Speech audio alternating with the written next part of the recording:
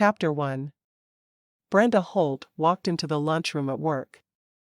She had her phone tucked between her ear and her shoulder, chatting with her friend, Michaela. Michaela had recently married a pastor in Oklahoma, and Brenda wanted to know everything she could about how Michaela had met her new husband, because it was so unorthodox. They'd been introduced by Dr. Lachelle Simpson.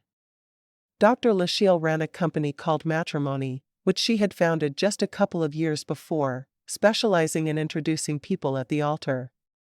Brenda couldn't help but be intrigued by the idea of a matchmaker.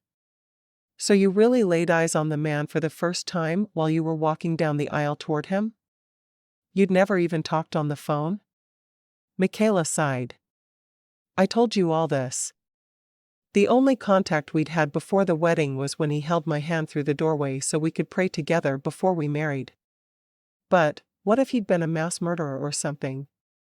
How could you trust someone enough to match you to a man you'd come to love?"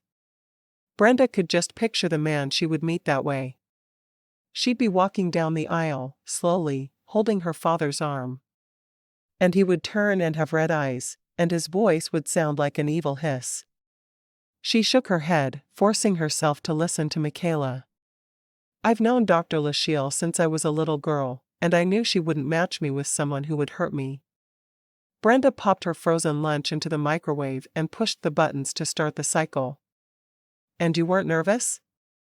Walking to the coffee machine, she made herself a cup of hot cocoa before she sat down at a small table in the middle of the kitchen, waiting on the microwave. Michaela laughed. "Nervous?" "I was petrified." "But you managed to get through it?" Brenda wasn't certain she could push through her fear for long enough to get to the wedding night. She could just see her red-eyed demonic groom standing over her as she lay on her back on the bed, twirling handcuffs on one finger. "Once I was in this situation, I didn't really have a choice." "You think I should do it, don't you?" Michaela sighed. "Yeah, I do. I think anyone who wants to be happy should do it. I've seen so many people who thought they found their perfect mate, who were in love, who couldn't make it work. Dr. Lachelle has a perfect success rate. No one can have a perfect success rate. I don't care how good they are." Brenda stood up and got her lunch from the microwave. "How long has she been in business?" "Just a few years.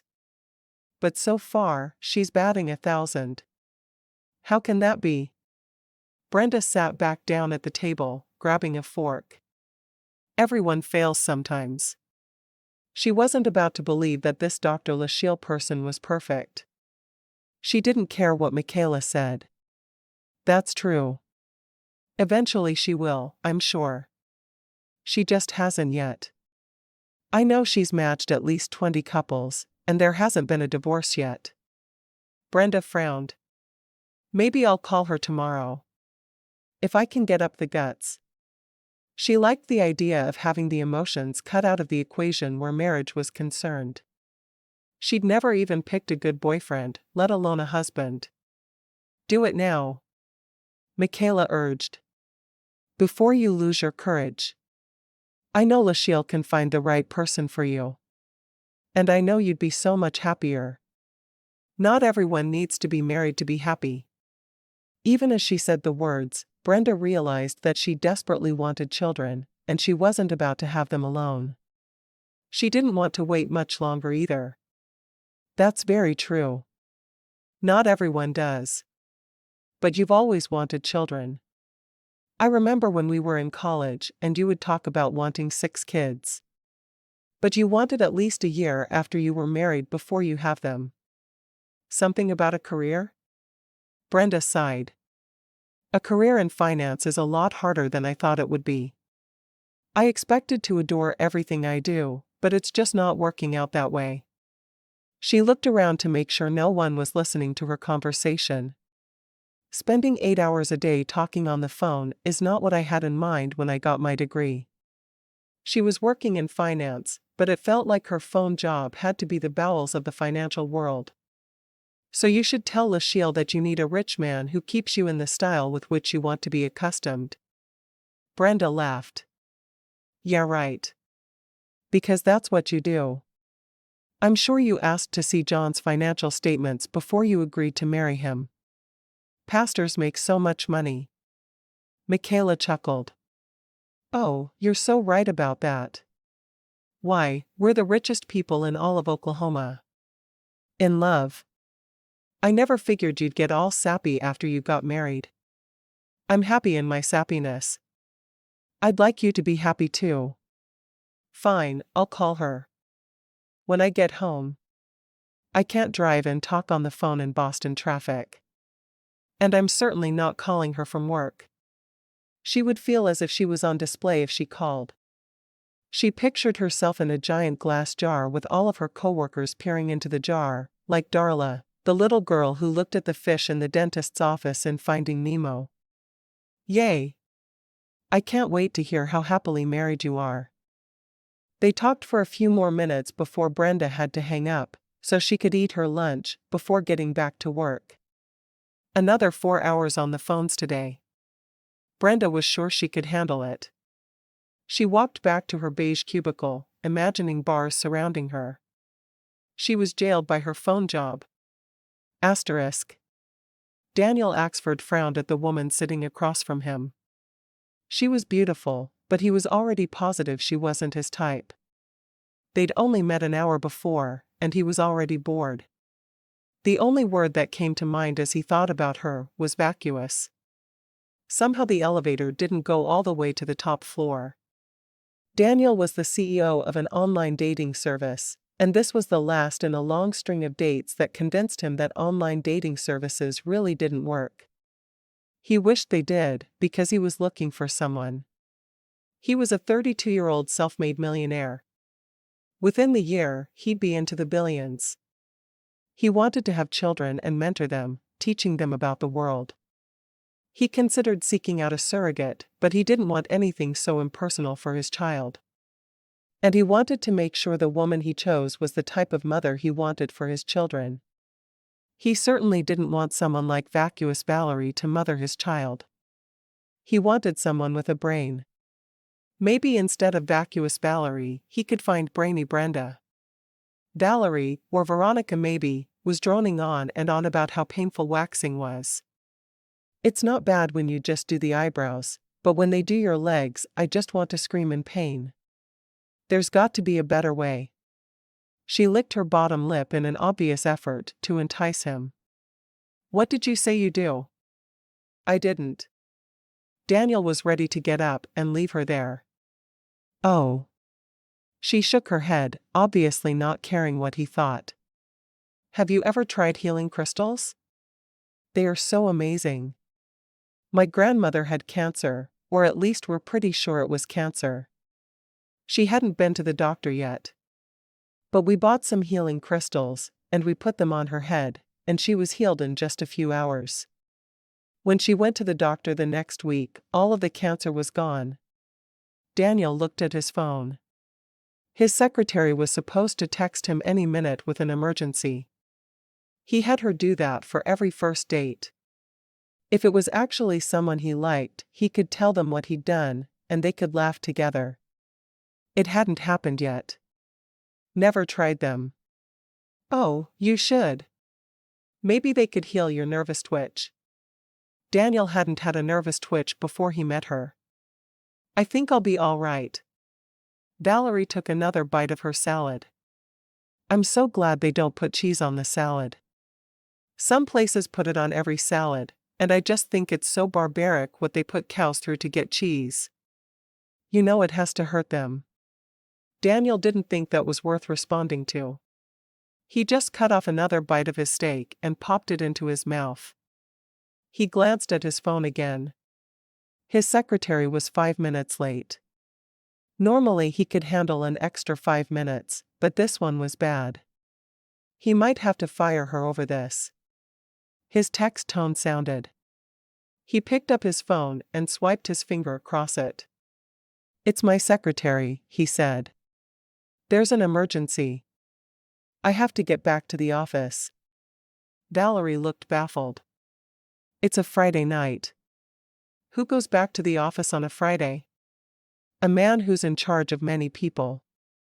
He stood, removed his wallet from his pocket, and threw $100 bill on the table. It was great meeting you, Vanessa. It's Valerie. It really doesn't matter, since I'll never be seeing you again. Yes, of course, Valerie. Have a good night, Valerie. Daniel turned and strode away. He knew what he'd said, it would be taken as rude, but really? She should be glad he paid for the meal.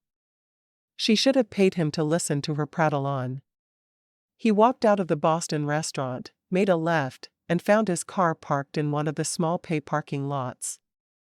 He'd always driven nondescript sedans, usually dark blue or gray, and never meant to catch anyone's eyes. He was thankful he'd had vacuous Valerie meet him at the restaurant. He was done. Never again would he try out the services of his own company. No, he was going with an exclusive matchmaker. He'd heard that there were plenty online, and he would find one. No more dating games. He didn't have time, and he didn't have the energy. There had to be someone out there with a brain, who was ready to marry and have children. On his drive home, he made a mental list of what he needed in a woman. First, she had to be smart. She could have a career if she really needed to, but he'd prefer someone who was willing to stay home with the children. That was negotiable. She couldn't be hideous. He didn't want to have to put a bag over her head when he was creating said children. And third, she couldn't know about his wealth. No woman was going to marry him just because he was rich. When he got home, he got online and searched for matchmakers. As he scrolled through the website, he found that they all wanted him to agree to a minimum number of hours of dating. He didn't have time for that. Finally, he found a website with an unusual name, Matchrimony. As he scrolled through the site, he found a picture of a woman with purple hair and a beautiful smile. She looked crazy, but that was okay. He wouldn't marry her. Reading through her website, he found that she expected people to be introduced at the altar. That suited him perfectly. It was past 11 o'clock at night, and he knew she wouldn't be in her office, but he dialed anyway. The phone was answered on the second ring. This is Dr. Lashiel. Are you the purple-haired matchmaker? Daniel knew his voice was abrupt, but he'd had a difficult day. Yes, I am. What can I do for you? I want a smart wife who is not hideous and wants children. Can you make it happen? I require all my potential matches to go through a rigorous 8-hour testing process. Are you willing to do that? The woman sounded like she was in her mid-40s. And that sounded about right to him based on the picture. Depends when you want to do it. I'm a busy man. 8 hours talking to me is a lot faster than dating a woman. Where do you live? Boston area. There was a laugh from the other end. Of course you do. I'll be on a train on my way to Boston tomorrow. There's another potential that I need to interview there all day tomorrow, and I'll be free on Sunday. Can you make 8 hours for me on Sunday? Her voice was brisk and no nonsense. He wished there was some way he could get out of the testing, but he knew he'd just have to do it. Yes, I can make time for you on Sunday. You want to come to my house, or should I meet you somewhere? I'll come there. What's your address? He gave her his address, waiting for her to write it down. What time? He asked. I'll be there at 8. I'll be ready. Truthfully, he hated that he'd be unable to work for those hours while she questioned him, but he'd be able to deal with it. She was right that it was better than dating endless women and trying to find one who suited him. He could skip a day of work to save that kind of time. He set his phone down and looked at his computer. If he couldn't work Sunday, he needed to work now. He couldn't afford to take that many hours off work and not make them up. Brenda wandered around her apartment on Sunday, wondering if she was doing the right thing. Dr. Lashiel had been very thorough in her questioning, asking things that her mother didn't even know about her. She hoped she could go through with a marriage to a stranger, but only time would tell. She sat down on the couch, staring off into space as she saw herself looking into the eyes of a faceless stranger, promising to love him forever. When he leaned down to kiss her, he tasted like rotten fish smelled. What had she done? She picked up her Kindle, selecting the latest release by her favorite author. It was so much easier to give her mind over to other people's troubles than it was to worry about her own. Besides, Sundays were made for laundry and reading, right? Asterisk. As Brenda was leaving work on Wednesday, her phone rang. She pulled off to the side of the parking lot to answer, refusing to endanger herself or anyone else for a phone call. Hello? Brenda.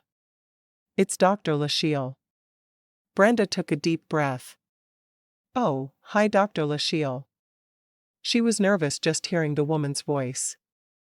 Michaela had warned her that once she called, everything moved very quickly. She probably wanted her to get on a plane and fly out immediately. She'd never see her family or friends again after she was murdered on her wedding night. I found someone for you. I'll tell you now, it'll be rocky in the beginning, but he's worth it. That sounds ominous. Why is it going to be rocky? Brenda wondered what Dr. Lachille was hiding from her. Besides the man's name, occupation, location, and everything else about him. You know I can't tell you that. Are you willing to move forward? I guess. When are we talking? He wants to be married this weekend. But that's 3 days. How can I possibly be ready to get married in 3 days? Brenda was sure she must have misheard Dr. Lachille. That's what I told him. So you're getting married next weekend? Next weekend? I need at least a month. Dr. Lachille sighed. He wanted sooner than that. A week from Saturday, yes or no? Brenda's mind was racing. I guess. Is he moving here? She told Lachille she really didn't want to leave her family. He already lives there. He's in the Boston area. So do I need to be ready to move in with him? Or is he moving in with me? Lachille laughed. Oh, you're moving in with him. Where will the wedding be? I talked to your pastor, and he's willing to do the wedding either Saturday morning at 10. So at my church? Brenda wasn't sure she could even get off work to shop for a wedding dress. Yep. I'll be at the church about 9 a week from Saturday. If you have any questions, feel free to call me. The line went dead. Brenda set the phone down, her hand shaking. She leaned back against the seat. She was getting married. In 10 days. How on earth was she going to tell her mother she was marrying a stranger? Asterisk. Brenda met her sister Brianna for lunch at 11 on Saturday. After they'd ordered their drinks, Brenda got straight to the point. Mom will be here at noon. I wanted you to come early because I need your help. Brianna was 3 years Brenda's senior. She frowned at her sister. With what? Did you do something crazy? Are you going to ask for money? Yes and no. Brenda took a sip of her iced tea. I'm not asking her for money. I'm getting married. A week from today. She watched her sister's face carefully as her words registered. Brianna's eyes widened. That's great. I had no idea you were even dating anyone. What's his name? No clue. That's what I need your help with. I contacted a matchmaker a few weeks ago. She introduces people at the altar. Brenda's eyes met her sister's. Mom's going to have a hissy fit. Brianna stared at her sister for a minute before throwing her head back and laughing. Oh, this is awesome. I thought for a minute there you were pregnant. You haven't even met the freak. Mom's going to kill you. Do you think? I'm so glad I asked you to help me. Brenda folded her arms across her chest and glared at her sister. Why couldn't she at least pretend to be sympathetic? Are you kidding? There's no way I can help you with this. I guess I can video your death so I can serve as a witness against Mom. You're just making it worse. Now, how are we going to tell her? Brenda was certain Brianna could come up with a plan. Her sister had been forever scheming when they were growing up. Brianna laughed. We? There's no we in this. You agreed to marry a stranger, and you need to tell Mom. I am not throwing myself under that bus. Brenda gave her sister a pleading look. Please? I want you to be my maid of honor. Brianna shook her head. You're just saying that to butter me up. I'll be your maid of honor if you survive today. Come on, Brianna. You get through to Mom better than anyone. Next thing I know, you're going to be asking the two of us to shop for a wedding dress with you. Brianna shook her head. Yeah, I'll help you. I don't know why, but I'll help you. Because you're the best sister in the whole wide world. Brenda was relieved to have her sister on her side. Brianna sighed. You only like me best because you can talk me into doing these crazy things. I think it's the other way around. Who got the other in trouble constantly when we were growing up? I wasn't the ringleader back then. Besides, Brooke is more than a little bit insane. Brooke was the youngest of the Holt girls, and she made both of her older sisters crazy with her antics. Brianna nodded emphatically. She is that. I'm glad she's off at college right now. Are you going to invite her back for the wedding? Brenda shrugged. I haven't really thought of it yet. I guess I probably should. Brianna grinned. Maybe she'll be too busy to come back. I think it's midterm time. Brenda laughed. We can only hope. They talked for a little bit longer, before ordering a sweet tea for their mom. Brenda looked up to see their mother walking toward the table. She stood and hugged her mom, kissing her cheek. Hey, Mom. How was your week? Brandy looked back and forth between her two daughters. I have no idea what you two are up to, but I know it's not good. Why am I here? She slid into the booth beside Brenda. Brenda wished her mother had sat next to Brianna. Then she wouldn't be able to reach her. Well, I have some news. She tried to make her voice strong, but she couldn't. What kind of news? You're not pregnant, are you? What was wrong with her family? Didn't they know her at all? Mom. Of course not. Why would you even ask me that? Brenda shook her head. Brandy shrugged. I'm just ready to start having grandbabies. Brianna doesn't seem to be in any hurry. She's been married for 2 years and no kids. Brandy glared at Brianna. Does this mean you're not pregnant? I already said I'm not. I am getting married. Brandy grinned. Married? When do we get to meet him? Saturday morning. Brenda didn't add that that's when she'd be meeting him as well. Sounds good. Are you bringing him by our house? Not exactly, Brenda said. Brandy gave Brenda a suspicious look. Where exactly? What are you telling me?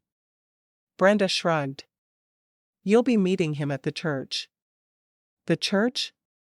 Our church? Brenda nodded. Yes. Wear something suitable for a wedding. Brenda Jo Holt. Are you telling me you're marrying a young man without even introducing him to us first? Brandy's eyes were narrowed. Brianna smiled at her mother. I get to be the maid of honor. If you're not pregnant, what's the hurry? Why can't we meet him first? Brenda took a deep breath, trying to find the right words. She'd rehearsed this over and over in front of the mirror the previous evening, but everything she'd said then was gone from her mind. We're being introduced at the altar. I contacted a matchmaker a few weeks back, and that's how she introduces couples. You're marrying a stranger? A man you've never met before? Have you lost your ever-loving mind? Brandy's face was red, and her voice was loud enough that people were turning their way. Mom, keep your voice down. You're embarrassing me. Brenda had never seen her mom quite so angry. I'm shopping for a wedding dress today. And a maid of honor dress. Brianna interjected. Brenda glared at her sister. She wasn't being at all helpful. I thought maybe you'd want to come. You'll probably need to get a mother of the bride dress while we're out, Brianna said with a grin. You encouraged your sister to do this, didn't you? Brandy glared at Brianna. Hey, don't blame me. She's the doofus who can't find a man, so she contacted a silly matchmaker. I only found out an hour ago. Brenda took a deep breath, wondering how she ended up with these crazy people for relatives. I thought you want grandkids. I'm willing to provide them. But I need to get married first. I'm doing that on Saturday. It would be great if you were there and supporting me. You're not going to leave it to me to tell your father, are you? Brenda shrugged. I was kind of hoping you would. Brandy closed her eyes. He's not going to be happy with this, but I'm not going to try and stop you. I guess we're going wedding dress shopping. Brenda leaned over and hugged her mother. Thank you. She may not have needed her mother's permission to marry, but having her approval mattered. Asterisk. 5 hours later, Brenda returned home. She had a wedding dress over one arm in a black garment bag. She'd also purchased a pair of high heels to go with it. She hated wearing heels, but she wasn't much taller than a hobbit, and she felt like they gave her more confidence. After hanging the dress in her closet in her bedroom, she fell backward onto her bed. Pulling her phone from the pocket of her jeans, she quickly called Michaela. When the phone was answered, she said one word. Saturday. Saturday? Michaela asked. You told me to let you know when the wedding is. Saturday. Michaela squealed. Did Lachelle say anything else? Brenda thought about that for a moment. She said the beginning of our marriage would be rocky. Why would she say that? No idea. She didn't say anything like that to me. Of course, she didn't know what my honeymoon would be like. Brenda laughed. Michaela had told her that she and John had had a terrible time trying to consummate. Every time they started kissing, someone or something would interrupt them. With as nervous as she was, she'd be praying for interruptions like that. I just hope she's right and that everything will work out in the end. I'm sure she is. I trust her implicitly. Why does she have purple hair? Michaela laughed. You're just now asking me that? It seemed like a good time. Asterisk. By Friday afternoon, Brenda was extremely nervous. She'd talked to her supervisor about getting married, and as she'd expected, she hadn't been able to get any time off work. She'd have to work on Monday after the wedding. As she was gathering her things from her desk right before leaving, one of her work friends stopped at her cubicle. A few of us want to take you out tonight. We thought it might be a good way to get over being nervous. Janelle was one of Brenda's favorite people at work. Brenda thought about it for a moment. She had a lot to do. I guess I could go out for a little while. I need to finish packing up my apartment. When do you have to be out? Janelle asked, falling into step beside Brenda on their way to the elevator. My lease is up in 5 weeks. I still need to give notice, Brenda said. I would like it done as soon as possible, so I can concentrate on my new husband. You never told me his name, Janelle said. Brenda shrugged. Nope. I haven't. If she knew it, she would definitely tell her. Why are you being so mysterious? Where did you guys meet? At church. Brenda said the first thing that popped into her head. It would be weird for her to admit she'd never met the man she was marrying the next morning. And it was true, sort of. She'd meet him at church. Tomorrow. Oh, that's sweet. I'm glad he makes you so happy. Brenda just smiled. Where are we going? She'd never been with Janelle outside work, but she liked her a great deal. Whenever their lunch breaks coincided, they ate together. "Oh, this little Italian place I discovered. Why don't you ride with me? I can bring you back to your car when we're done." Brenda thought about that. "I'd rather be able to go home from the restaurant. Why don't I follow you? I'll ride with you and have Leslie bring me back." "No biggie." "Sounds good." Janelle talked the whole way to the restaurant, discussing the people they worked with. The group of women waiting for them surprised Brenda. She hadn't been working for the financial company for long, and she was really shocked that so many people had wanted to come. There were 15 women in all. Once they'd placed their order, the women started pulling gift bags out from under their chairs. Janelle handed Brenda her present first. Brenda blushed as she opened it.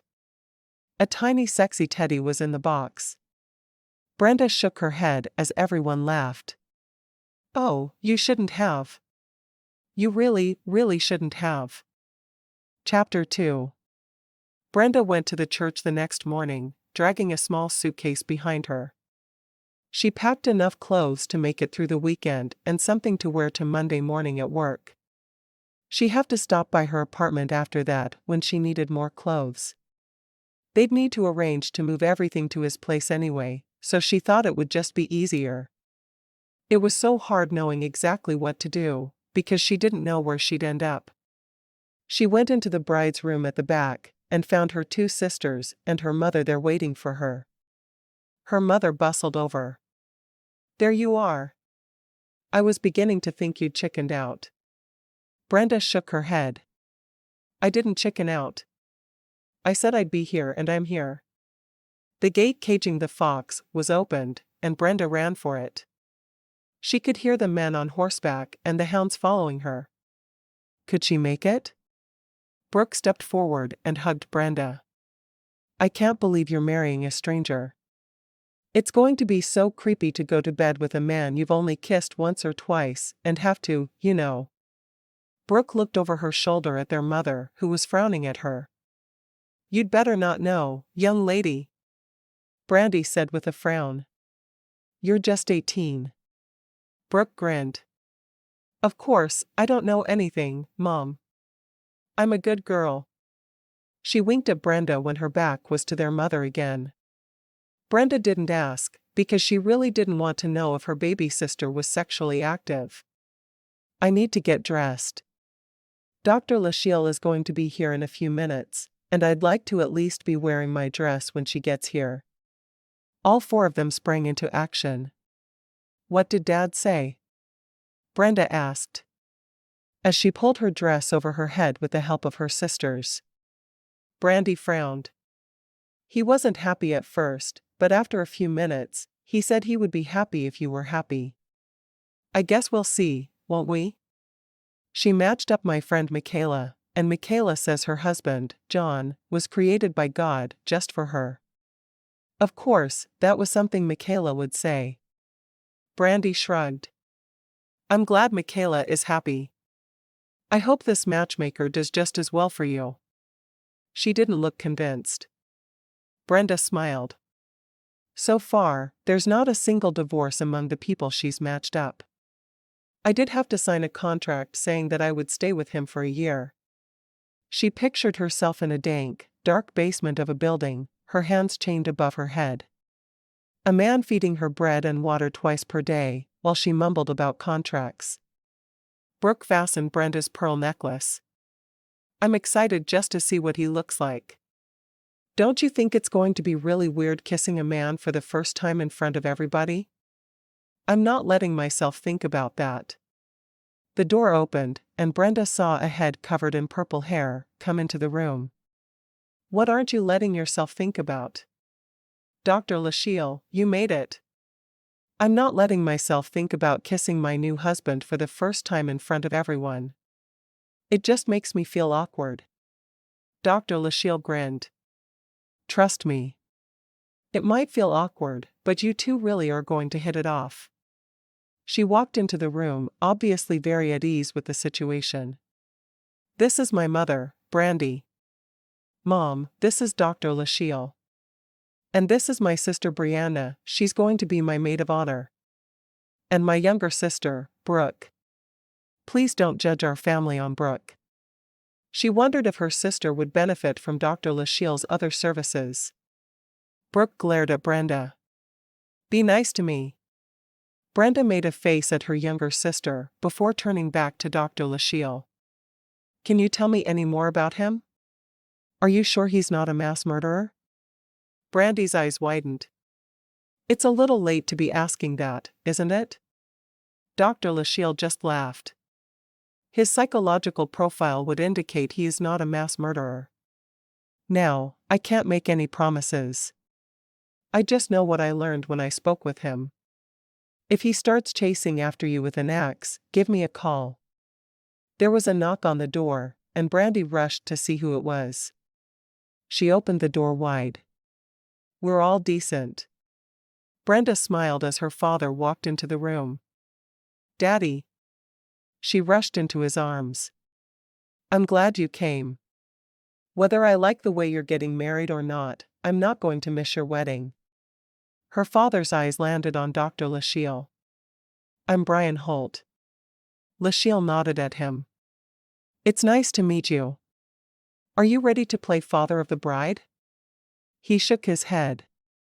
Maybe I would be if I'd had the opportunity to meet the young man, but not knowing who he is, it's a little scary for me. It's going to be hard to give my baby away to a total stranger. Dr. Lachelle nodded. I can understand that. I promise he's a good man. She looked at the clock on the wall. I need to go meet with the groom. Sometimes they're nervous too. Asterisk. Daniel paced back and forth in the room he'd been put into when he'd arrived at the church. Dr. Lachelle had promised him that the woman had a brain, and that was the most important thing to him. That, and she was ready to have children. And she wasn't hideous, of course. The door opened and he jerked in that direction. Dr. Lachelle.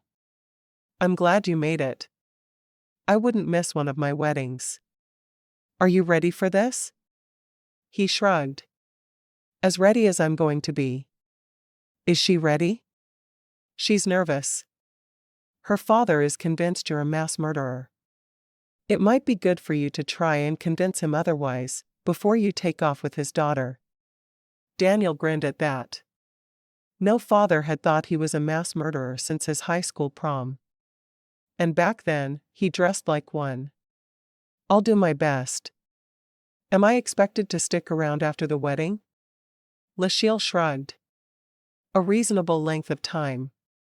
No meal will be served, but there will be a wedding cake. You can stick around long enough to cut the cake, be polite, and meet her family. He glanced at his watch. I was hoping to have some time to get some work in today. What's wrong with you? Work on your wedding day. Why would you want to? Other people jog for fun, play games for fun, watch sports for fun. My fun is my work. I like what I do. I love making money. If a man is fortunate enough to enjoy what he does as much as I do, why wouldn't he work all the time? Daniel had never understood the mindset of hating your work. If you loved it, you should simply do more of it. What else was there to do? Lachelle frowned at him. Because there are other things in life. You need to get a dog. He blinked a few times. How would getting a dog make any kind of difference to the conversation?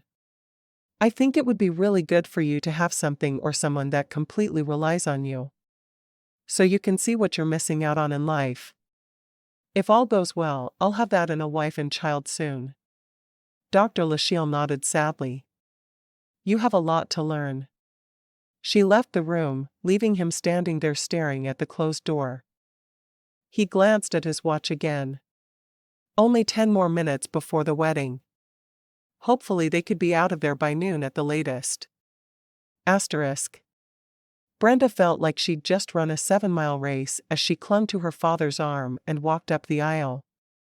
The man standing waiting for her looking impatient, didn't seem all that interested in what she looked like. Surely he was just nervous. When she reached the front of the church, and her father put her hand in his, she felt as if she'd choke on her own breath. He held her hand firmly in his, and she stared up at the stranger beside her, thinking how handsome he was. He had dark hair and eyes she wanted to get lost in. Daniel looked down at the pretty blonde beside him, hoping she was nothing like his last 5 dates. She didn't look particularly intelligent, but looks could be deceiving. He noticed the fear in her blue eyes and leaned down to whisper, "I promise I don't bite." Brenda grinned up at him. She stood on tiptoe a little bit to whisper back, "What if I do?" Daniel bit back a chuckle. She could hold her own. Hopefully Lachelle had found him a woman who could handle herself around him after all. Brenda was surprised at how quickly their vows took place. It seemed like her hand had just been placed in his a moment before, when the pastor pronounced them man and wife. "I now pronounce you man and wife. Daniel Axford, you may kiss your bride." Brenda wondered where she'd heard his name before, but before she could catch on to the thought, he pulled her to him, brushing his lips against hers. Her lips tingled where they touched his. She felt the warmth of his hand at her side, where it rested on her waist. It felt foreign to have him holding her. Daniel lifted his head, smiling down at the beauty before him. He wouldn't have to put a bag over her head to father the children he wanted. He couldn't help but wonder why a pretty girl like her had sought out a matchmaker. Most men he knew didn't care about the intelligence of a woman they dated. They just cared if she had a pretty face. She definitely had that. Brenda smiled shyly up at him. "There's cake in the fellowship hall." Whether he wanted to stick around or not, she needed a few more minutes in his presence before she could leave. He nodded briskly. "I figured there would be." "What kind of cake?" he asked, as if his presence would be determined by the kind of cake provided. "I wasn't sure what you liked, so I had to go with my own tastes." "It's a white cake with a cream cheese filling between the layers." "Sounds delicious. Are you going to feed it to me with your fingers?" Brenda flushed, but she immediately nodded. "I think that's the general idea. No cake smashing in each other's faces. I think that's rude." She could just picture getting mad at him for smearing cake in her face and pushing the entire thing over on him, covering him in white frosting. He nodded. "No cake smashing.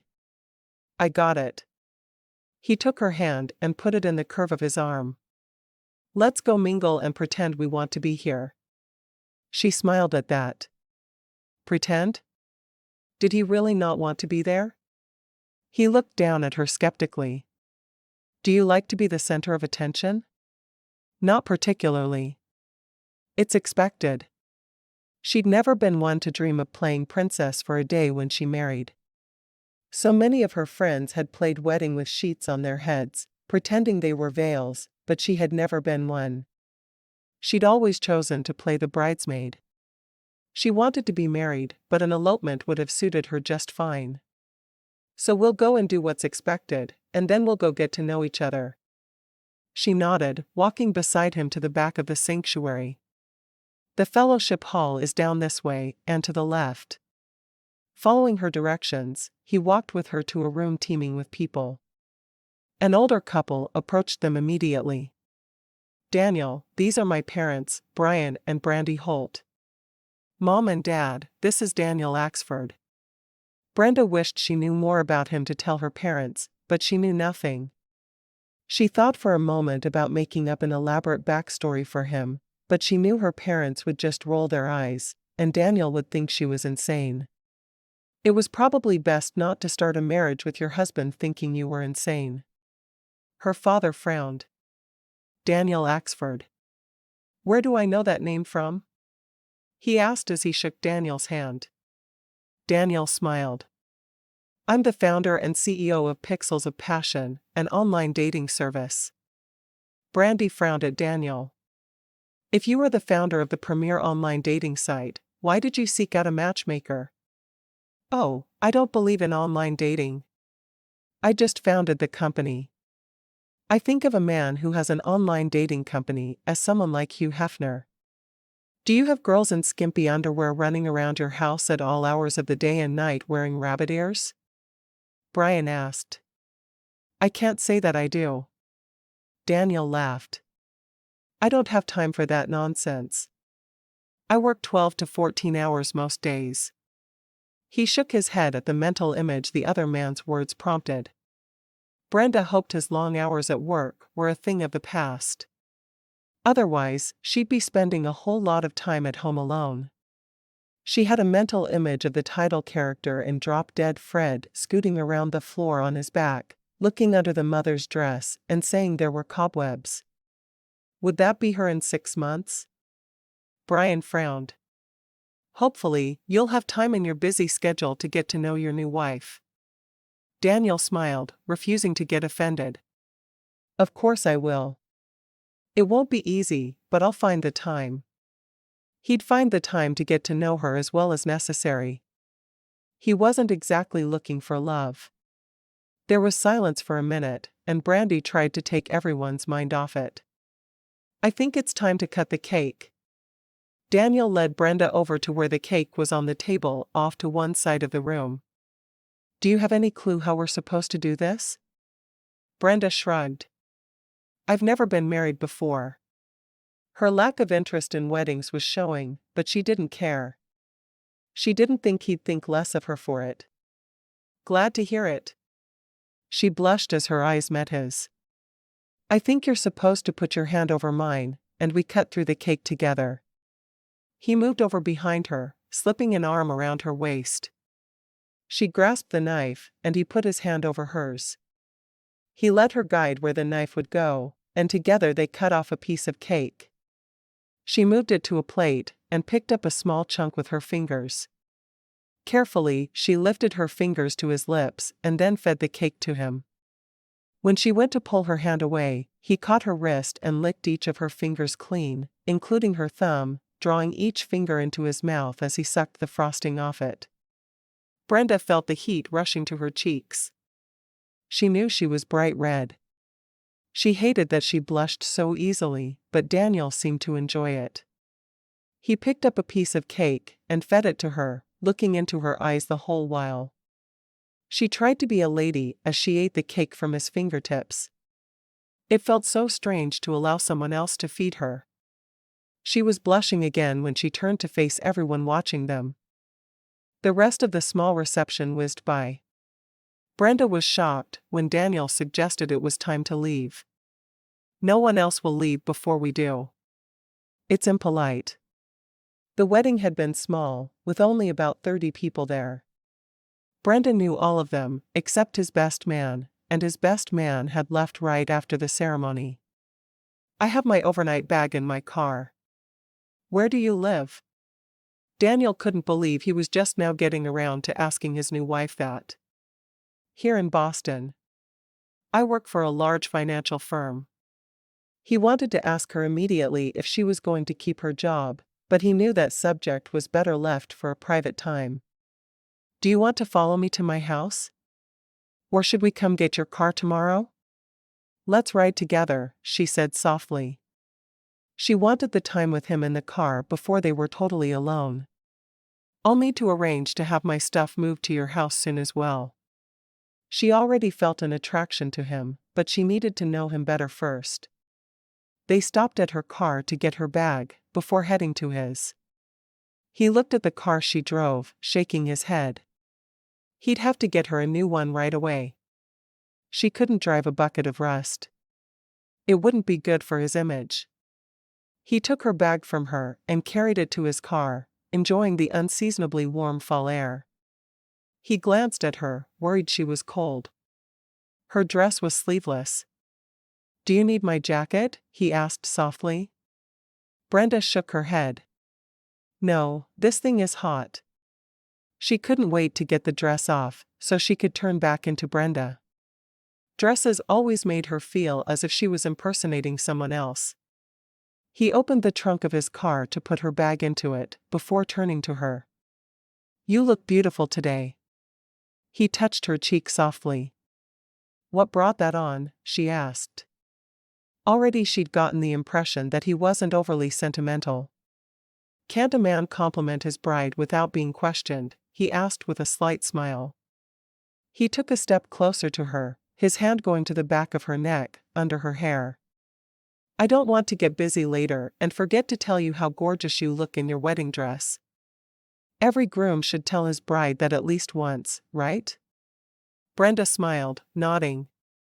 "Yes, I think it's in the newlywed rulebook." She imagined a big book filled with rules. Each one with minute details explaining exactly how newlyweds should treat one another. If only it really existed. Daniel leaned down, brushing her lips with his. "I might just need to see a copy of this rule book to be certain I don't make any rookie mistakes. I've never been married before either." Brenda felt a frisson of electricity jolt down her spine at his touch. Dr. Lachelle had been right about him being a good match for her physically at least. After a moment, he stepped away, moving to open the passenger side door for her. She got into the car, carefully tucking her huge skirt around her. He closed the door when she was settled. Hurrying around the car, Daniel got into the driver's side. "Where exactly do you live?" Brenda asked. "Weston," he said, naming a city west of Boston known for its wealth. Brenda frowned. "Weston? I don't know that I'm allowed to live in Weston." There was no way she belonged in the ultra-rich community. All of the women would look down their noses at her. He started the car, pulling out onto the busy street. "Not allowed to live in Weston? Why wouldn't you be?" Brenda wasn't sure how to answer that. She'd grown up knowing that only rich people lived in Weston, and she was anything but rich. "I don't know. It just doesn't seem right." "You'll get used to it." If he could get used to it after growing up in the slummiest part of Baltimore, she could do it. She was solidly middle class, and he was from the worst neighborhood he knew of. Her parents would be shocked to know of his upbringing. She was sure he was wrong, so she didn't say anything. She stared out the window, becoming more nervous by the minute. What was she thinking, marrying an absolute stranger? Was she going to be able to go through with this? "What are you thinking?" Daniel asked. She shrugged. "I am kind of wondering what I've gotten myself into. It was never in my plans to marry a stranger." "Why did you then? Why did you make that phone call to Dr. Lachelle?" With as pretty as she was, he couldn't imagine her calling a matchmaker. The very idea was foreign to him. Brenda sighed. "A college friend of mine was matched by Dr. Lachelle a few months ago. She is happy as can be. Every time we've talked since her marriage, she's encouraged me to call Dr. Lachelle as well. She was convinced that it would make me enjoy my job more to be married and that my life would just be better in every way. I hadn't met anyone that I was interested in dating, so I made the call." "I can see that. Why did you call her?" "Me? I went on a stream of really bad dates. When I couldn't take any more, I finally contacted Dr. Lachelle. I want children." He realized his last sentence may seem abrupt to her, but he needed to make her understand what he wanted from their marriage. Brenda looked at him with surprise. "You want babies immediately?" She wanted children as well. Badly. Hopefully it would be enough to build their relationship from. He nodded. "I want children while I'm still young enough to enjoy them. And I want a whole house full. I can afford them, and I want them." "What if I can't have kids?" she asked. He looked at her as they stopped at a traffic light. "Do you have reason to believe you can't have children?" Lachelle wouldn't have set him up with someone who couldn't have children, would she? She knew that was one of the main reasons he wanted to marry. "Not at all. I've just known too many people who thought they'd have all the children they wanted, and then ended up not being able to have any." She shook her head. "I want children. I really don't think I'll have trouble, but I'm preparing for all eventualities." He frowned. "I hope not. Truthfully, that's the reason I wanted to marry. I thought about finding someone to play surrogate, but I want my child to have a mother figure in her life. Brenda blinked at him a couple of times, surprised that he would admit he'd considered a surrogate. So really, you don't want a wife. You want a mother for your children. Daniel thought about her words for a moment, trying to figure out the best way to explain how he felt. I do want a wife, because I want my children's mother to be part of their lives. I'm just not sure that I want a wife more than I want children. I'm definitely more interested in children. Brenda felt her heart sink. She'd really been hoping that her marriage would end up being a love match, just like Michaela's had become. Does that mean we won't be spending time together? Other than creating children? He chuckled softly. Even I know that's not going to fly. We'll spend time together. I want to get to know you. He wanted to assure himself she was intelligent and not psychotic. He wanted smart, non-crazy kids. Brenda felt relieved, but only a little. How many children do you want? He turned into his driveway, waiting as the gate's sensor, picking up the receptor on his car, triggered it to open. At least 3 or 4. I know it's not really fashionable to want a big family, but I do. She stared in disbelief at the huge house in front of them. Did you have a lot of siblings? No. And my childhood is off limits. It's not something we'll ever talk about. His voice was harsh. He knew he was coming across as an ass, but it didn't change his position on the matter. He didn't talk about his childhood with anyone. I see. She didn't, of course, but how else could she respond? Chapter 3. Daniel parked his car in the garage, getting out to unlock the door. I want you to park in the garage when you bring your car here. How long have you had that thing? Brenda blinked. My car? He looked at her. What do you think we were talking about? No idea. She thought about it for a moment. I bought it used when I graduated from high school. I've only really driven in the summers. I always took the train to school. Where did you go to school? He asked. New York City. There was never a need for me to have a car at school. I can understand that. He glanced at her as he opened the door and let her inside. How would you feel if I replaced your car? As a wedding gift? That's a crazy expensive wedding gift. I don't have anything to give you. Her car wasn't that bad, was it? Compared to the cars in Weston, it probably was. He grinned at her, his white teeth flashing. Sure you do. Brenda blushed. Nice house. She didn't even want to try and imagine what he was talking about. By the look on his face, she knew it was sexual. She didn't need to start blushing any more than she already was. Smooth change of subject there. Daniel decided to let her get away with it. I have a bit of work to do. He indicated an older woman standing just inside the kitchen. This is Mrs. Brinkley. She's going to show you around, and I'll meet up with you in a couple of hours at dinner time. Brenda frowned. We haven't even had lunch. He looked at Mrs. Brinkley. I'll need a tray brought up to my office. He kissed Brenda on the cheek. We'll talk later. Brenda watched him as he disappeared down the hallway. She looked at Mrs. Brinkley. Is he always so abrupt? Mrs. Brinkley nodded. He's been that way for as long as I've known him. The man loves to work. He has no hobbies and very few close friends. I really hope you'll be good for him. How long have you known him? Several years. I've been with him since he moved to this house 5 years ago. Mrs. Brinkley indicated the stove. I do all the cooking around here.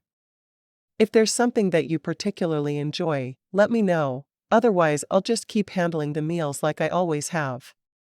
Is it going to be a problem if I want to cook sometime? I'm sure for the most part I'll be happy not to have to do it, but every once in a while, I do enjoy making a meal. You just let me know when you want to handle a meal, and it's all yours. It would be nice to have a night off every once in a while. You could leave the dishes for me to do the next morning. I'll do that. She looked down at the floor at her small suitcase Daniel had left there. Would you mind showing me where my room is? Should she say my room or our room? Mrs. Brinkley nodded. I can finish making lunch after I show you. Follow me. She led Brenda to a staircase and up the stairs. She took a right at the top of the stairs and stopped at the second door on the left. This is an older house, and it has adjoining bedrooms for the master. For now, I'm putting you in one room, and Daniel has the other. Brenda was surprised. With all Daniel's talk about having children right away, she didn't think that he'd want them to have separate rooms. Thank you. She went into the room as Mrs. Brinkley returned to the first floor. Looking around, she found she had a private bath. There was also a huge walk-in closet, bigger than her bedroom in her apartment. She opened every door. One door led to another bedroom. She was certain the room was Daniel's. Not only was it huge, it was done in dark, masculine colors. The bed was bigger than she'd ever seen. He must have had it specially made, because it was much bigger than a California king. She wanted to stand there for a moment and take everything in, but she didn't want to be caught there. She quickly went back to her own room and closed the door behind her. It didn't take her long to unpack her small suitcase. She took a quick shower and changed into a pair of shorts and a t-shirt. The weather was in the mid-70s, and she was going to take advantage of it if she could. She wanted to spend some time exploring outside, and he was locked away working anyway. She hurried back downstairs to the kitchen. Mrs. Brinkley was in the process of ladling soup into bowls. That smells delicious. Mrs. Brinkley smiled over her shoulder at Brenda. She waved at the door leading into the dining room. Go on into the dining room, and I'll serve you in a minute. Brenda wanted to squirm at the very idea. Eating in there with Daniel would be bad enough, but she couldn't imagine eating there alone. Can't I just eat here in the kitchen? There was a big table in front of an enormous picture window, just a few feet away. She'd rather eat there than in the stuffy dining room she could see through the open door. I'm really not used to formalities. Mrs. Brinkley nodded. If you'll give me a minute, I'll take Mr. Axford's lunch up to him, and I'll come down and we'll eat together. While she was gone, Brenda tried to imagine what Daniel's office would look like. In her mind, it was somewhat like the deck of the Starship Enterprise. There were many people around the helm, tapping away at keys. She stood beside him in her tiny little regulation skirt. Her shirt would be red, of course. She'd have to be a red shirt. Brenda smiled. She hadn't planned on spending her wedding day by herself, so she was glad she had someone to spend at least part of the day with. Even if it was just a housekeeper. Maybe she could get Mrs. Brinkley to talk to her about Daniel. She sat down at the table, looking out the window. She could see the enormous backyard. There was a pool and a huge garden beyond it. She couldn't wait to get out there and explore her new surroundings. This would be a beautiful place to raise children. She only hoped that she could get to know their father before they came along. He seemed resistant to the idea of her getting to know much about him at all. She still couldn't believe he'd told her that his childhood was off limits.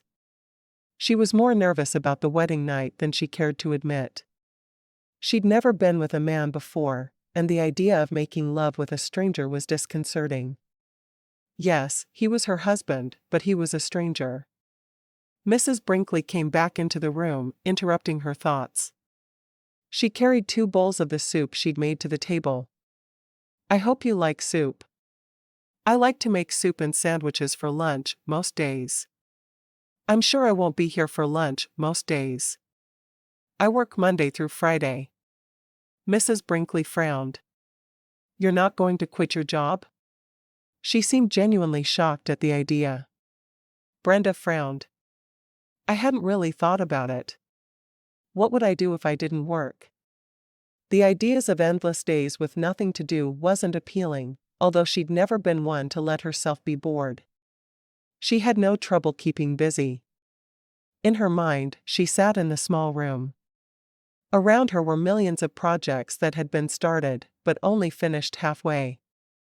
There was a soap opera on the TV, and box of bonbons beside her. No, that wasn't a life for her. You don't have any hobbies? I know if I were married to someone with Mr. Axford's wealth, I wouldn't work. Do you enjoy your job? Brenda shook her head slowly. No, I really don't. I'm doing what I went to school for, and I thought I'd love it, but I hate every minute of it. I do it because it's what I'm supposed to do. Isn't there something you'd rather do? You could do volunteer work, or you could stay home and work on hobbies. You really have the opportunity to do whatever you want at this point. Would it bother Daniel if I just quit my job? I never assumed my husband would support me. She liked the idea of having endless opportunities, though. She'd never imagined she wouldn't have to spend her life working. Mrs. Brinkley laughed. I don't see Mr. Axford as someone who would be happy to have a wife working. He'll want you ready to entertain whenever he needs to have clients over. You working would just get in the way. I never thought about that. A sudden thought occurred to Brenda. Do you know how I met Mr. Axford? Mrs. Brinkley smiled and nodded. I know you met through a matchmaker. So you know I haven't had time to think about what I would do if I were married to a man of Mr. Axford's wealth.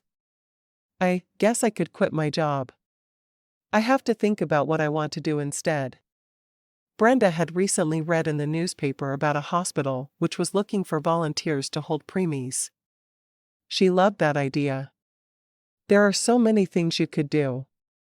If I were you, I would definitely quit the job I don't love and find something I do. You don't have to worry about making a living anymore. Brenda was still thinking about her discussion with the housekeeper as she wandered around the backyard 30 minutes later. It was strange to her to be able to eat a meal and not have to do the dishes afterward. It was going to take some getting used to being pampered this way. Even when she ate at her parents' house, she still had to do the dishes. As she walked, she thought about how her day had gone. She'd woken up uncertain about her future, and now, she was married to the wealthiest man she'd ever met. It was hard to wrap her mind around everything. The wall around the back garden was so high she couldn't see over it, and the grounds were immaculate. Daniel must have someone who came in and did the yard as well. She wondered if there was a Mr. Brinkley who did that. It was the simplest scenario. She explored the yard for about an hour, before returning to the pool and sitting in a chair beside it. She wondered how often the pool was used, because Daniel didn't seem the type who would take even a couple of hours off work to swim. Of course, he was in excellent shape, so maybe that was how he stayed that way. There was an in-ground hot tub next to the pool. She wondered if she'd be able to invite her family over. As she looked around the pool area, she could just imagine it filled with people. It was the perfect place to have a party. Maybe she could even have some of the girls from work over. They'd certainly shown her a lot of kindness. She wished she'd brought her bathing suit, but she hadn't foreseen the need for it. When Daniel took her to get her things the next day, she would need to make sure she grabbed it. She couldn't help but wonder what would happen to the rest of her things. They definitely didn't need them in the house she was in now. Maybe one of her sisters could use them. Or if they couldn't, they could sell the furnishings. Finally she stood, going into the house to get her Kindle. Reading by the pool sounded like a lot of fun. As she was going down the stairs and back toward the pool, she almost bumped into Daniel. Her mind had been on other things, and she hadn't seen him walking toward her. He caught her by the shoulders to keep her from falling. Your mind is not here. He had a grin on his face that told her that he didn't mind. My mind is everywhere. It's flitting from thought to thought in a way I hadn't realized was possible. There's so much to think about. I had no idea I'd be moving somewhere like this. Daniel raised an eyebrow. Is that a bad thing? He'd not wanted a woman who married him for his wealth, but would Brenda dislike his wealth? He'd heard there were people like that. She laughed. I don't think so. I'll let you know in a couple of weeks, once I'm used to it. He shook his head. Well, I wanted to check on you. I wanted to make sure you were keeping out of trouble. I never get into trouble. I found my Kindle and I'm gonna go read by the pool. You should go for a swim. She shook her head. I didn't think to bring a swimsuit. Why not swim in one of my t-shirts and a pair of panties? The only one who would see would be me or Mrs. Brinkley. I probably wouldn't even see. I'll be in my office. His mental image of her in his t-shirt and a pair of panties made him want to forget all about work, which wasn't a good thing at all. She could picture herself, with the t-shirt clinging closely to her body. Every person who had ever laughed at her in her life was surrounding her, pointing and laughing. No, she'd keep her clothes on. She blushed, shaking her head. I couldn't do that. He reached out and caught her around the waist, pulling her to him for a kiss. His lips pressed against hers, his tongue tracing the outline of her lips. It wouldn't bother anyone. Even as the words crossed his lips, he realized it was a lie. It would bother him a lot. Of course he'd just drag her off to his bed to do something about it. She shook her head slowly. I'll just read today. Her blue eyes were wide as they looked into his brown. I don't think I could do anything that daring. He grinned. You just keep blushing, and I'll do my best to corrupt you. He stole one more kiss, before turning back to his office. Daniel almost wished he'd been able to talk her into it. He'd have to take the afternoon off work, but it would have been worth it. Brenda hurried out to the pool, clutching her Kindle to her chest. She'd lose herself in a romance, and try not to think about the man who was ignoring her. Asterisk. Brenda lost track of time. When she realized that it had gotten dark outside, she shut her Kindle off, and hurried into the house. Stopping in the kitchen, she found Mrs. Brinkley cooking. Can I just wear shorts and a t-shirt for dinner? She really hoped she wasn't expected to dress for dinner around here. Mrs. Brinkley nodded. Mr. Axford is as likely to come to dinner in jeans as he is in a suit. It depends on whether or not he remembers to change. Brenda shook her head. If he were a woman, he wouldn't forget. As soon as you walk in the door, that bra comes off. Oh, definitely. I wish I could do that here. Do you live here? Brenda had no idea. Mrs. Brinkley nodded. Yes, I do. There's an apartment above the garage that I share with my husband. He takes care of the grounds. Where is he today? His mother is ill. He went to visit her in the hospital. I'm sure he'll be back in a few hours. Oh, I'm so sorry. I hope it's nothing serious. Mrs. Brinkley frowned. I'm afraid it is. She has ovarian cancer. She won't last much longer. I lost my grandmother to breast cancer when I was in high school. It's hard. Yes, it is. I've never been close to my mother-in-law, but I wouldn't wish this illness on anyone. It's been awful to watch. Brenda knew she didn't have the words to make it better, so she asked about dinner instead. What can I do to help? Mrs. Brinkley shook her head. It's all under control. I'll have everything on the table in about 15 minutes. Brenda glanced at the time on her Kindle, before running up the stairs to use the restroom and brush her hair for dinner. She felt like she should be formal at all times in this house. She didn't know what it was about it, but somehow the house itself intimidated her. She was in the dining room exactly 15 minutes later. Daniel walked in right after her. He had changed into jeans and a t-shirt. Somehow she was relieved that he was casual as well. Did you have a good day? He asked, moving around to sit at the head of the table. I did. I explored the grounds, and I checked out my room, and I read by the pool for hours. I can't wait to get my bathing suit here so I can swim. With as warm as it's been, I should be able to swim at least for another week. The pool is heated. You'll be able to swim until the snow starts to fly. And I use the hot tub year-round. Mrs. Brinkley brought in dinner. Brenda waited until she was finished serving them before asking her question. Do you use the pool? I do.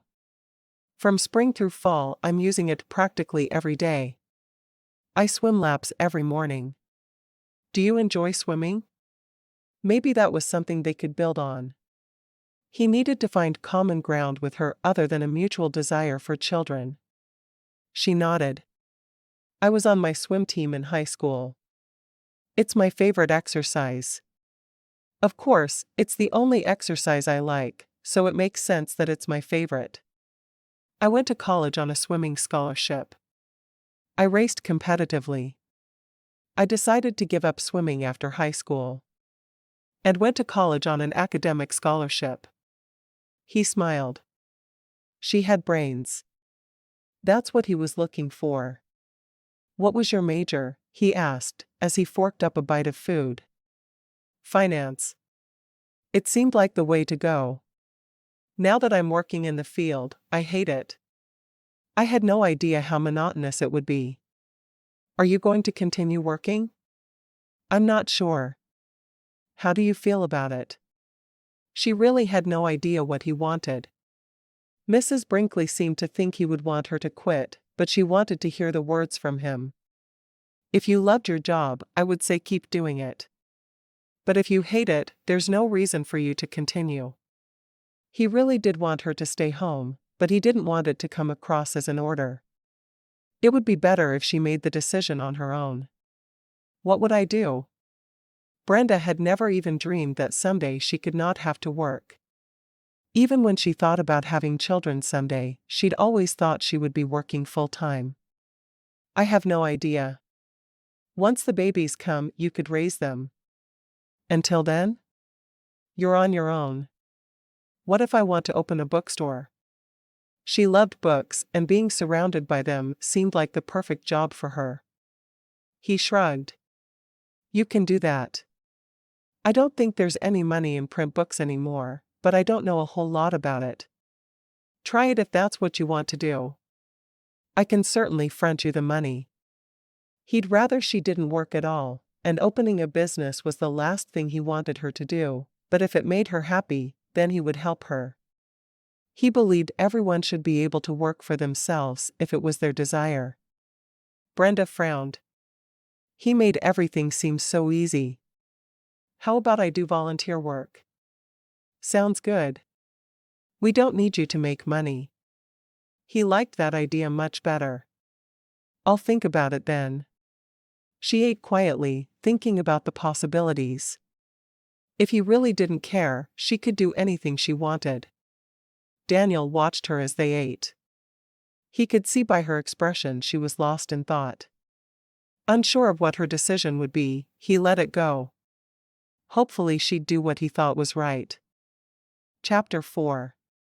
After dinner, Daniel invited her to go for a walk in the garden with him.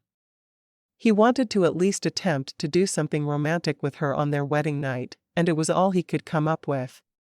He didn't find movies romantic because you couldn't talk to the other person, and he didn't want to go anywhere anyway. He liked the solitude of his estate. Brenda nodded.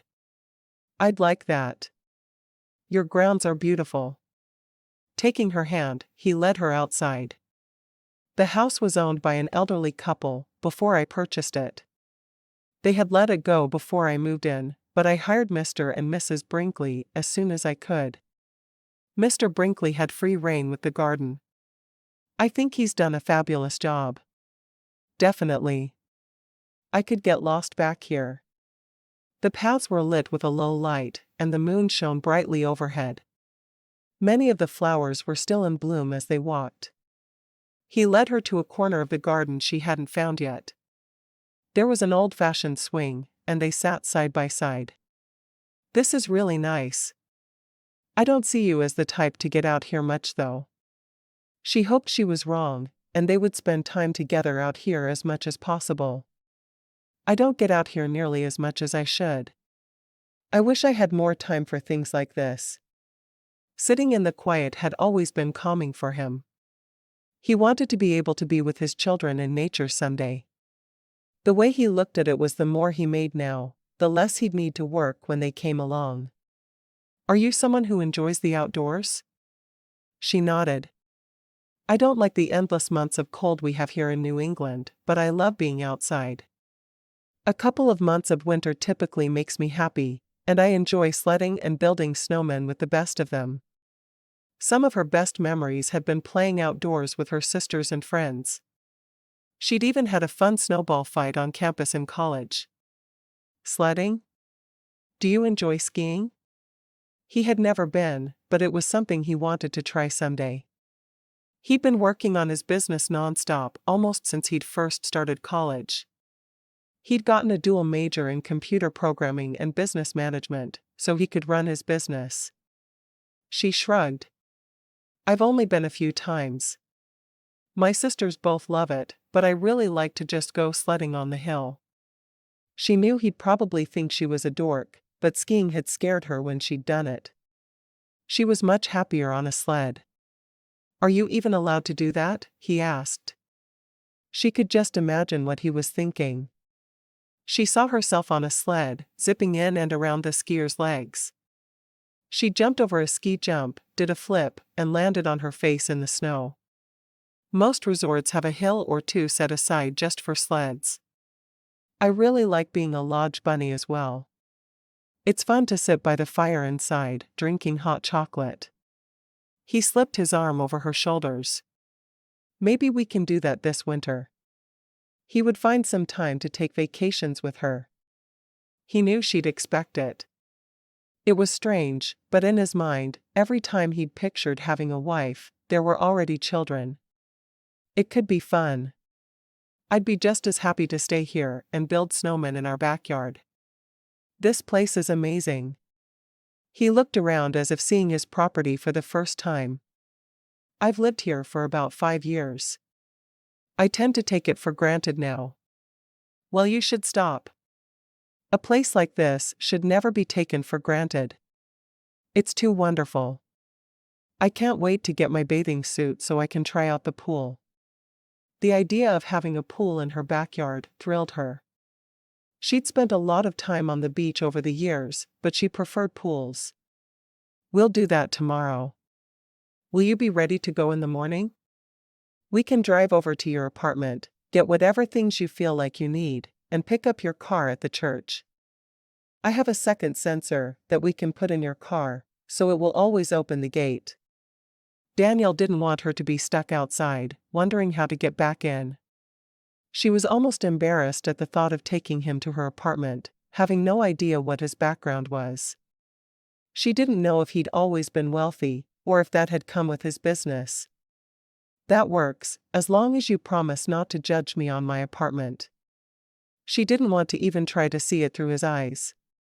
A man who could take the huge estate they were on for granted would not be impressed by her tiny apartment. I've learned not to judge anyone on anything. As long as I know you didn't marry me for my wealth, I'm happy. He turned to her more fully on the swing, cupping her cheek in one hand. I think we're going to get along well. She seemed overwhelmed by the opulence of her new surroundings, but she didn't seem to be money hungry. He'd gotten to the point where he could spot a woman looking for money from miles away. I hope so. I don't really feel like we belong in the same world. He ran his thumb across her lips. Trust me, I'm a self-made man. I wouldn't have been able to go to college without my scholarship. He wanted to kiss her. No, he wanted to pull her upstairs and make love with her all night. Was it too soon to try something? Brenda wanted to ask him more, but she was afraid to after what he'd said earlier. When did you start your business? Surely that was a safe topic. She hated that a part of his life was closed off to her. The whole thing was the idea of my girlfriend my freshman year in college. We started it together, and a lot of it was her brainpower. She got annoyed with how obsessed I was with it, and asked me to buy her out a year later. He'd been happy to see her go. The girl had been constantly angry with him for the amount of hours he'd worked to grow their business. She frowned. So she was annoyed that you were working to make a success of her idea? He nodded. I spent all my time studying, training, or working. There was no time left for her. He'd had the same drive for swimming as he'd had for learning and working. Never in his life had he done anything halfway, much to the chagrin of the few people he'd allowed to be in his life. Brenda's eyes met his in the dark. And now? Is there going to be time for me? It was the question that had been burning in her mind since they'd gotten back to his house earlier, and he'd run off to work. Daniel sighed. I need to make time for you. If left to my own devices, I'll work 18 hours a day, and sleep the other 6. You might need to force me to spend time with you, but it's something that I need. I shouldn't have to force my new husband to spend time with me. I don't know that I'll be able to. I will say, I'll feel neglected if you spend all of your time working. Especially if I quit my job. She couldn't see not having anything at all to do, and wandering around begging for a minute of his time and attention. One morning, she would sneak into his room before he woke up. She would tie him to his bed. No, she wasn't thinking about doing anything wrong. Instead, she would force him to pay attention to her. I thought you hated your job. He was confused. She wasn't quitting to spend time with him, was she? If she was, she'd be sorely disappointed. I do. That doesn't mean I want to spend all of my time alone. If I quit, I'm sure I'll pursue something. I'll probably start working as a volunteer somewhere. She turned more fully toward him on the swing, tucking her legs under her. Mrs. Brinkley said that you might need me to play hostess. How often do you think that would happen? He shrugged. Not more than once a week for sure, probably not more than twice a month. Sometimes I need to entertain clients at home, and sometimes they bring their wives. It'll be easier if you're helping me with that. How much notice will I have? He shook his head. That's the thing. Sometimes it'll just be a couple of hours, and sometimes we'll know a month in advance. Mrs. Brinkley can usually handle getting a meal together and making it suitable. But I'll need you to be on hand and ready to entertain. She grinned as a silly thought occurred to her. He wouldn't expect her to put on a belly dancing costume to entertain them, would he? Or she could buy a drum, the kind a dancing bear carried, and walk around the dining room table, banging on it in time to whatever he was saying. She shook her head, forcing herself to concentrate on the subject at hand. So if I'm going to volunteer, it would be best if I limited it to daytime hours? If you don't have a problem with that, it would be best for me. He didn't want to put that kind of limitation on her time, but he would need her in the evenings. Sometimes at lunch, but more often in the evenings. There would be times when I'd want you to join a business lunch, but I'd make sure that I always gave you notice on that. If I'm not going to be working, I'll consider that my job. I can easily be available when you need me to be. Notice is better, of course, but I'll be able to handle it either way. He smiled slightly, happy that she was being so accommodating. So you're leaning toward quitting your job? She let out a heavy sigh. I feel like a wastrel for even thinking about it, but yes, I am going to. It sounds like it would make your life easier, and I truly don't enjoy it. If I did, I'd keep working. And she would find a hobby. Maybe she could take some continuing education courses that would help her. She'd always wanted to take some art classes. Well, I'm glad you're willing to quit. I think we'll do a whole lot better if you're here. And once the children are born, I really don't want you working. His mother had always worked, and he'd been on his own after school from a very young age. He wanted his children to have an afternoon snack on the table after school, and a mother who would sit down and help them with their homework. A mother who would hold them when they needed to be held. I can understand that. I never dreamed I'd be allowed to be a stay-at-home mom, but I like the idea. She could tell it was extremely important to him. She wondered if Dr. Lachelle had known that. Daniel leaned forward, kissing her softly. Do you think you'll give notice on Monday?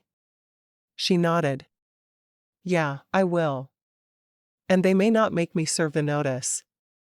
Sometimes they don't, from what I've seen. She hoped they simply told her to pack up her desk and walked her to the door, but she'd work out her notice if she needed to. How long have you worked there? Just since July. I graduated in May, and it took me a while to find something. What did you do in between? He asked, wondering if she'd lived at home with her parents, or found a way to support herself. It would tell him a lot about her character. I found a job on the waterfront in Plymouth. In fact, my apartment is still there. When is your lease up? We're required to live together effective immediately because of the contract we signed for Dr. Lachelle. I signed a 6-month lease in May. So it's up next month. I thought I'd just pay for the last month and let it go from there. She'd have to remember to give notice on Monday after work. It would be out of her way, but she didn't see a way around it, because the apartments required a 30-day written notice. That sounds smart to me. He scooted closer to her on the swing. I want to kiss you. He'd thought of nothing else while they'd talked, and he knew if he didn't kiss her soon, he might just implode. Brenda nodded slowly. She'd never had a serious relationship before. Sure, she'd done some dating in high school and college, but never really had someone she'd been able to call a boyfriend.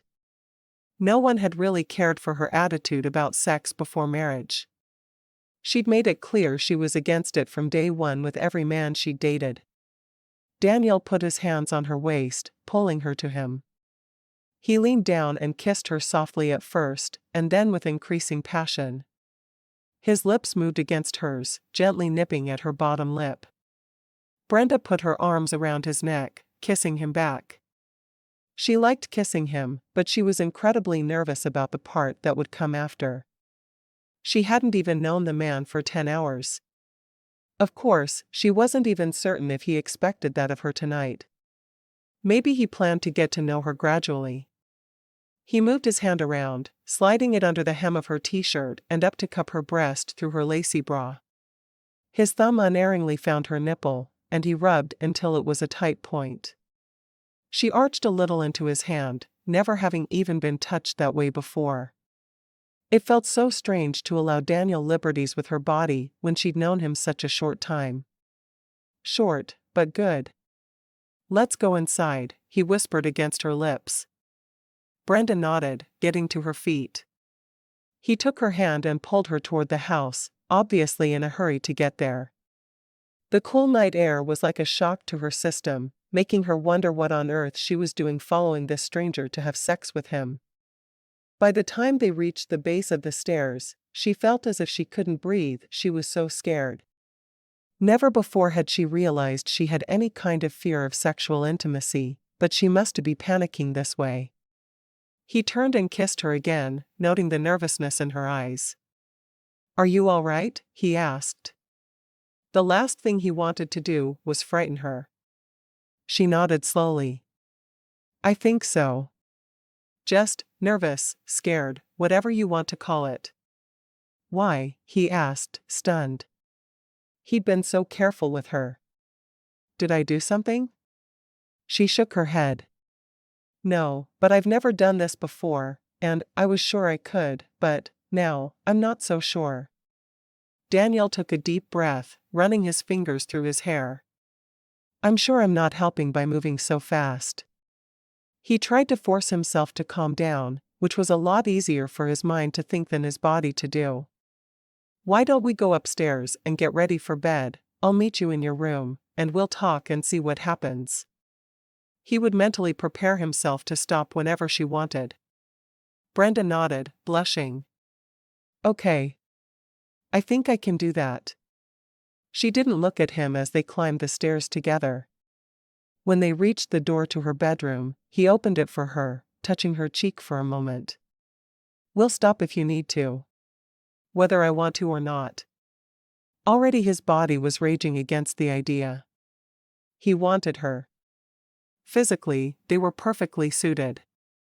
Touching her set his body on fire. Thank you. She went into her room, shutting the door behind her, and leaning against it for a moment. In theory, this whole thing hadn't seemed so hard. She changed into the frilly piece of nothing Janelle had purchased for her to wear on her wedding night and brushed her hair out behind a locked bathroom door. She brushed her teeth, nervously thinking about whether or not she was going to be able to go through with the wedding night. Well, she knew she could eventually, but maybe not that night.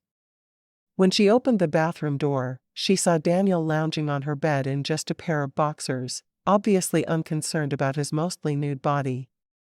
He was lying on his side with his head propped on one hand, staring at her. She could just imagine running in the other direction, down the stairs and outside, her tiny little nightgown falling down around her. No, that wasn't a good idea. Why let the whole world see her instead of just him? You look beautiful, he murmured, staring at her in the skimpy white lingerie. Brenda didn't answer, walking slowly toward the bed. Was she supposed to just climb on with him? Or stand there like an idiot? She had no idea what the protocol was for this situation, and that was part of her problem. If she'd known what she was supposed to do, it would be so much easier. Standing like an idiot seemed her best bet, so she stood looking at him from the opposite side of the bed, her heartbeat thundering in her ears so loudly, she was surprised he wasn't complaining of the sound. When he patted the bed, she climbed onto it, looking down to make sure everything that should be covered still was.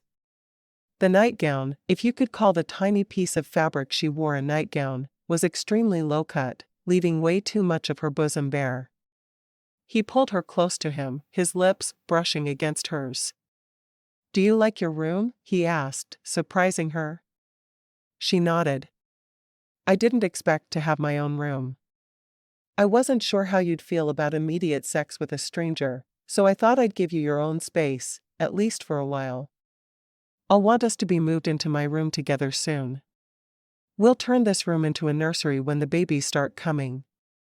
He reached out and stroked her arm from her shoulder to her elbow. "That was thoughtful of you," she said, her voice barely a whisper. "I can do this." "No, I can't." She couldn't stop arguing with herself. In theory it seemed fine, but he was so much bigger than she was. His body was still lean and strong, a typical swimmer's body. And he was tall, with broad shoulders and long arms. She felt overpowered just lying beside him. He moved closer to her, knowing she wasn't going to come any further toward him. Pulling her against his body, he kissed her again. "I love how you feel," he whispered, his hands trailing over her backside. His lips pressed to hers again, and she kissed him back for a moment, before turning her head to the side. "I don't think I can do this. Not tonight." She liked how he was touching her, but she couldn't get past the fact that she'd only known him for a few hours. He touched her, and she started to feel trapped and panicky. Daniel groaned, closing his eyes. "I understand. I wish it was different, but I do understand." He rolled to his back, crossing his hands behind his head. "So we'll stop right here." "We will?" Brenda was shocked at how easily he pulled away. "You're not mad?" He turned his head to look at her, and immediately closed his eyes again. She looked too beautiful lying beside him with her hair spilling over the pillow. "How could I be mad? We met just a few hours ago. Just because we're married doesn't mean that sex is going to come naturally." But oh, how he wished it would. "You're not telling me no forever, just for tonight. Right?" She nodded slowly. "Right. Just for tonight. I'm too nervous. I'm sure I'll get over it. It's my job to help you get over it." He looked at her again. "Soon we'll get used to each other." He took a few more deep breaths to make sure he had his libido completely under control. So you get to ask me 3 questions. Anything you want, and I'll answer them. Anything? She asked. Unless it's about my childhood. I didn't exist before I turned 18. His voice was cold when he spoke, but he refused to apologize. Those years no longer existed to him. She blinked a few times at his words, wondering what was so important that he hid it from her. Okay. She thought for a moment. The girl who helped you start your business. Was she your first? My first girlfriend? At her blush, he understood. Ah, my first lover. Yes, she was. She was 2 years older than me, and she taught me a lot. About college, business, and making love. He looked at her for a moment, grinning impishly. I'd be happy to show you the lovemaking part whenever you're ready. Do you still miss her? Brenda asked, wondering about the girl, because she was the only piece of his past he seemed willing to talk about. Yvette? Not at all. She was stupid, and let go of a huge business opportunity, because she was jealous of the time I put into it. If she can't think more logically than that, I don't need her in my life. He turned and looked at her, watching her face. One more question. She thought hard before she spoke. She wanted the question to mean something, but she didn't want to pry into his life too much. You have the choice of 2 superpowers. You can fly or be invisible. Which do you choose? He let out a bark of laughter. That one surprised me. Well, she asked, not willing to let it go. It was a question that had been asked in one of her college psychology courses, and it was one that she had felt helped her learn a lot about others. Fly. I'm not the kind of person who doesn't trust others, so I feel no need to sneak around. I'd rather be able to fly so I can go anywhere I want to go and do it quickly and efficiently. How about you? I'd rather have the ability to be invisible, but not to be sneaky. Sometimes I feel like people don't notice that I'm around anyway. Or that they would rather I wasn't around. It would be easy to just leave if I could become invisible. He rolled closer to her, kissing her one last time. I'm glad you're not invisible, because I like looking at you. Good night, Brenda. He got to his feet. I hope your dreams are good. Brenda watched him as he walked to the door connecting their rooms. Sleep sweet, she said softly, repeating the words her mother had always said to her at night when she went to bed. Daniel glanced at her once more, before going into his room and shutting the door between them. Brenda stared at the closed door, thankful that he'd been so easy about her backing away. He seemed to be a good man. Maybe Lachelle had done well after all. She was certainly attracted to him physically. If they'd spent the whole day together, she probably wouldn't have felt the need to call a halt to his lovemaking. Hopefully they'd have a good day together tomorrow, before they both went back to work on Monday. She reached over and turned off the lamp on her nightstand, wishing she had the energy to get out of bed and put on something less scratchy to sleep in. She preferred boring pajamas. In his room, Daniel thought about his pretty little bride. He'd have to devote more time to her if he wanted to get her to give herself to him. He was sure he could have pushed it, but he wasn't willing to do it. No, when she was ready, they'd make love, and not a minute before. He groaned. Cold showers were never fun, but they would be necessary for at least a little while. He'd get used to them, while she got used to him. Soon, she'd be ready.